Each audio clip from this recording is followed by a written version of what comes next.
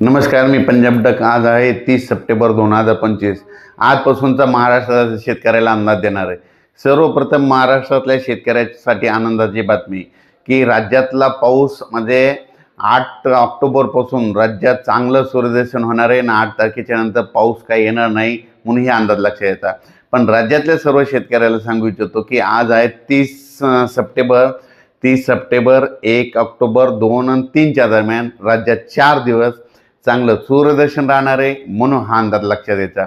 फक्त एक तारखेला फक्त नागपूरकडं, चंद्रपूरकडं, तिकडल्या नागपूर, चंद्रपूर, वर्धा तिकडं मात्र थोडा 1 तारखेला थोडा पाऊस येणार आहे पूर्व विदर्भात म्हणून हे विदर्भातल्या शेतकऱ्यांनी अंदाज लक्षात यायचा. फक्त नागपूर, वर्धा, भंडारा, गोंदिया, चंद्रपूरकडं.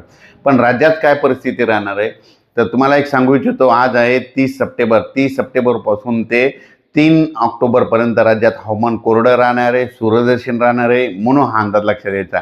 मग त्याच्यानंतर पावसाची परिस्थिती काय राहणार आहे, कारण की शेतकऱ्याचं सोयाबीन काढणी झालेलं आहे. तर जे सोयाबीन काढणी झालेलं आहे शेतकऱ्यांना सांगू इच्छितो की राज्यामध्ये परत काय होणार आहे, 4 ऑक्टोबर, 5 आणि 6 आणि 7च्या दरम्यान त्या 4 दिवसामध्ये परत एकदा राज्यात पावसाचं वातावरण तयार होणार आहे म्हणून हा अंदाज लक्षात. तर तुम्हाला एक सांगू इच्छितो तो पाऊस काय होणार आहे. 3 तारखेला यवतमाळ जिल्हा, नांदेड जिल्हा, इकडं बिलोली, इकडं चंद्रपूरकडं 3 तारखेला थोडं आगमन करणार आहे म्हणून हा अंदाज लक्षात.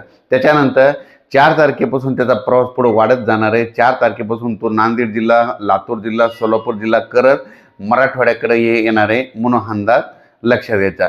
त्याच्यानंतर 4 पासून ते 7 तारखेपर्यंत राज्यात विदर्भ, पूर्व विदर्भ, पश्चिम विदर्भ, दक्षिण महाराष्ट्र, उत्तर महाराष्ट्र आणि कोकणपट्टी, खानदेश सगळीकडे हा पाऊस तुम्हाला एक सांगू इच्छितो की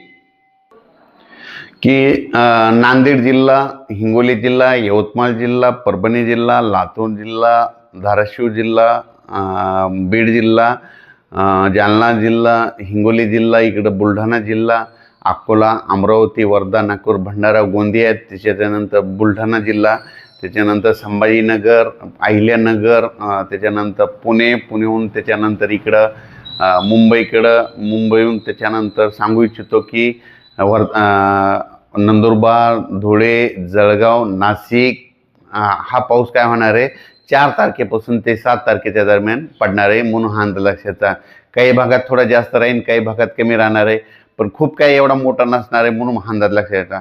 पण तरी पण 4 ते 7च्या दरम्यान जे पाऊस पडणार आहे काही जिल्ह्यात मात्र जोराचा पडणार आहे म्हणून हा अंदाज शेतकऱ्यांनी लक्षात येतात.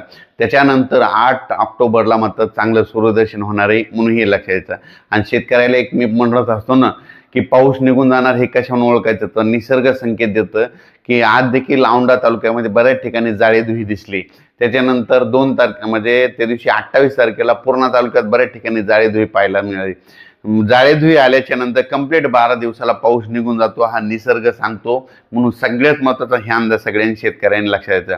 नसा काय होते, शेतकरी उगच तज्ज्ञांची वाट बघत बसतो, पाऊस कधी निघून जाणार. पण सर्वप्रथम सांगू इच्छितो आता जाळेधुई दिसली, समजा ह्या 2 दिवसात परत आणखी जाळेधुई दिसली की लगेच आपण म्हणायचं आता 12 दिवसाला पाऊस निघून जाणार आहे. हे अंदाज निसर्ग शेतकऱ्यांना देते म्हणून सगळ्यात महत्त्वाचं हे लक्षात द्यायचं.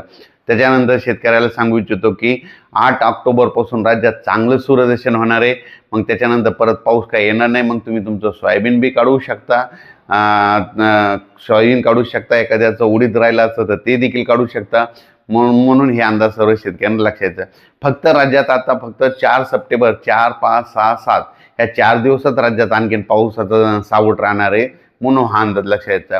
त्याच्यात सांगायचं झालं तर हा पाऊस जास्त मग परत एकदा 4 तारखेला परभणी जिल्ह्यामध्ये आहे, एकदा नांदेड जिल्ह्यामध्ये आहे, हिंगोलीकडं आहे, त्याच्यानंतर इकडं बुलढाणा जिल्ह्यात देखील पडणार आहे, त्याच्यानंतर जळगाव जिल्ह्यात देखील पडणार आहे, जालना जिल्ह्यात देखील जास्त आहे, बीड जिल्ह्यात देखील जास्त राहणार आहे,